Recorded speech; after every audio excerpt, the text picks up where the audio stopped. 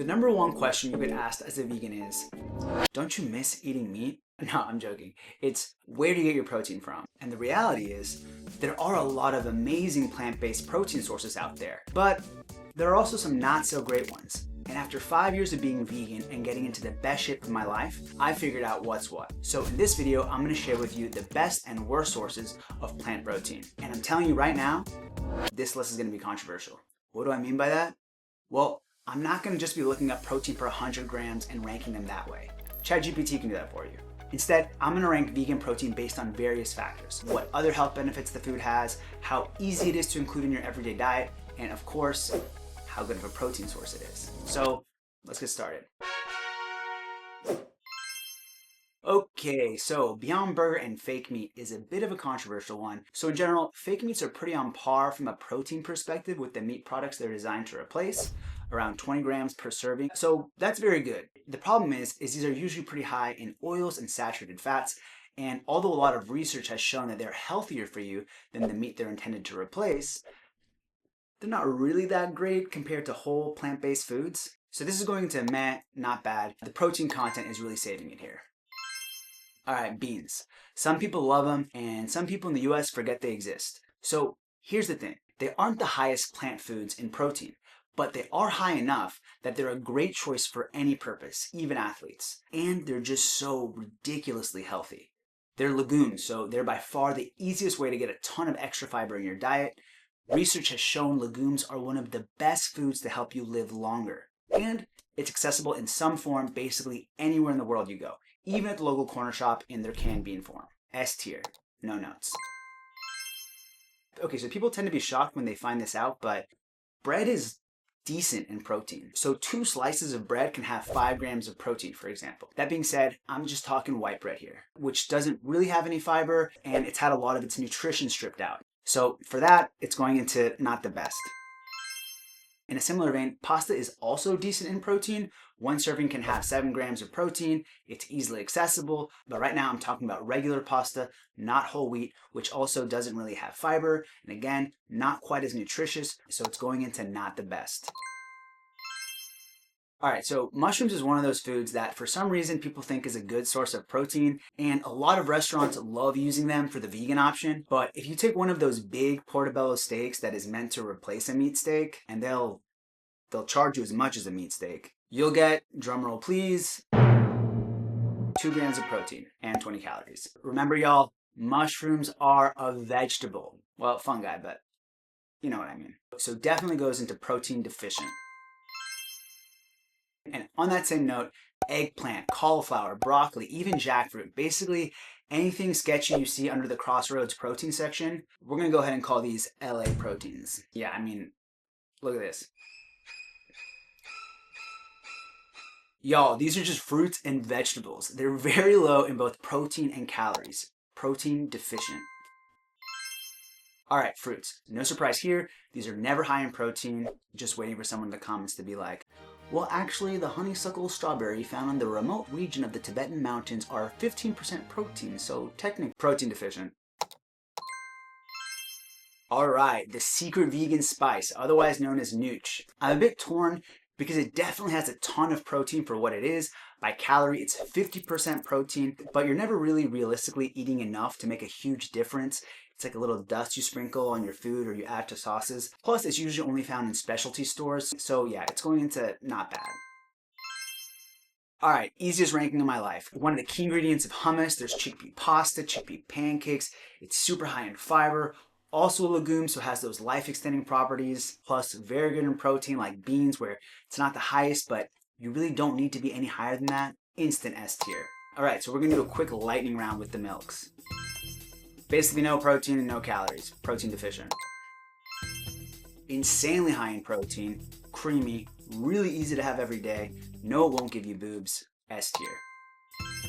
Super overhyped, way too many empty calories, but has some protein, so not the best. Pea milk has to compete with soy milk for best vegan milk. Again, insanely high protein and creamy. Only downside is it's less available, but I don't care. I enforce the rules arbitrarily here. S tier. All right, so hemp seeds weirdly have a ton of protein. Around 20% of their calories come from protein, which puts them up there with legumes. They're also one of the only plant-based sources of omega-3. And you know what? Respectable fiber content. I sort of want to put them on S tier, but the issue is that they're really calorically dense, so it's not really practical to smash your protein targets with these, but it's gonna get it pretty good. Pumpkin seeds are basically the same as hemp seeds without the omega-3. About 18% of their calories come from protein. They're also high fiber, and that's gonna put you as a top tier contender. It's just that, as it is a seed, it's really high in calories from the fat, which makes it hard to eat a ton of, so it's getting pretty good. And just lumping in the rest of the nuts and seeds together, they basically all have the same pros and cons as the pumpkin seeds I just talked about, just with a little less protein. Most nuts and seeds average around 7 to 15% of their calories coming from protein. So, not bad. All right, another legume, edamame, is unique in that it's the highest protein legume of them all. It's like the star child of the legumes. It's also a fatty bean, which is super rare, yet also somehow still is a top tier fiber food.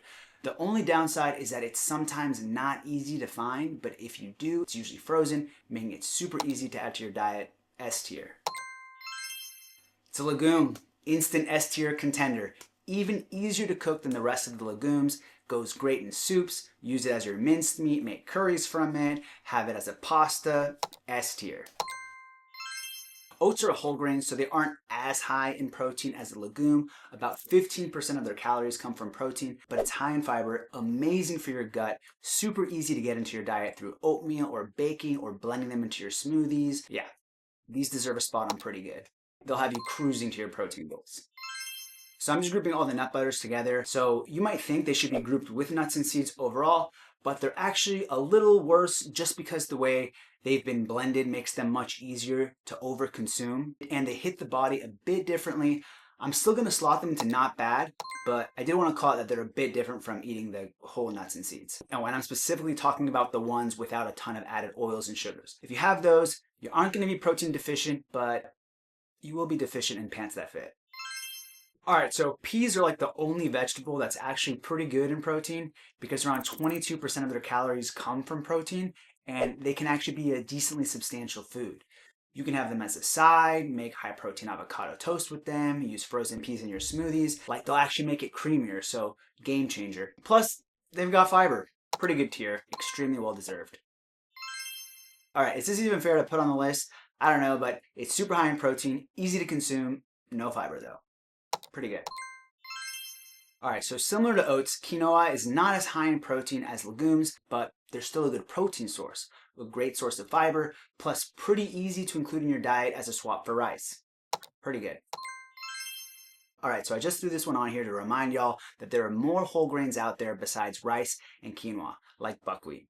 Every whole grain is a bit different in taste. This one's particularly chewy, and like oats and quinoa, it's great in fiber and good enough in protein, so pretty good. And that basically applies to all the whole grains. They're all more or less the same in that regard, so they all in general can go into pretty good. Whole grains should be a definite staple in your diet.